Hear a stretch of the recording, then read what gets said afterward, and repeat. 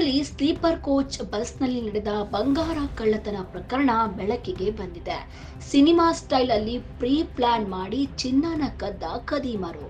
ಸಿಂಧನೂರಿನಿಂದ ಮಂಗಳೂರಿಗೆ ಬಂಗಾರವನ್ನು ತೆಗೆದುಕೊಂಡು ಹೋಗುತ್ತಿದ್ದ ಮಹಮ್ಮದ್ ಮತ್ತು ಇರ್ಷಾದ್ ಎಂಬುವರು ಮಂತ್ರಾಲಯದಿಂದ ಬಸ್ನಲ್ಲಿ ಪ್ರಯಾಣಿಸುತ್ತಿದ್ದಾಗ ಈ ವೇಳೆ ಸಿಂಧನೂರಿನಿಂದಲೇ ಅವರನ್ನು ಹಿಂಬಾಲಿಸುತ್ತಿದ್ದ 4 ಮಂದಿ ಕಳ್ಳರ ಗ್ಯಾಂಗ್ ಕಳ್ಳತನಕ್ಕೆ ಸಂಚು ರೂಪಿಸಿದ್ದಾಗಿದೆ.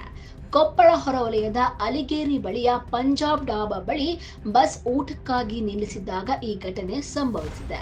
ಬಸ್ನಲ್ಲೇ ಮಲಗಿದ್ದ ಮಹಮ್ಮದ್ ಮತ್ತು ಇರ್ಷಾದ್ ನಿದ್ದೆಗೆ ಜಾರಿರುವುದನ್ನು ಗಮನಿಸಿದ ಖದೀಮರು ಬಸ್ಗೆ ಹತ್ತಿ ಬಂಗಾರವಿದ್ದ ಬ್ಯಾಗ್ ಅನ್ನು ಎಗರಿಸಿ ಪರಾರಿಯಾಗಿದ್ದಾರೆ. ಒಬ್ಬ ಖದೀಮ ಬಸ್ನಲ್ಲಿ ಹಿಂಬಾಲಿಸುತ್ತಾ ಬಂದಿದ್ದಾರೆ. ಇನ್ನು 3 ಹೊರಗಿನಿಂದ ಬಸ್ ಬೆನ್ನಟ್ಟಿ ಬಂದಿದ್ರು ಎನ್ನಲಾಗಿದ್ದು, ಈ ಸಂಪೂರ್ಣ ಕಳ್ಳತನದ ದೃಶ್ಯಗಳು ಅಲ್ಲಿದ್ದ ಸಿಸಿಟಿವಿ ಕ್ಯಾಮೆರಾದಲ್ಲಿ ಸ್ಪಷ್ಟವಾಗಿ ಸೆರೆಯಾಗಿದೆ.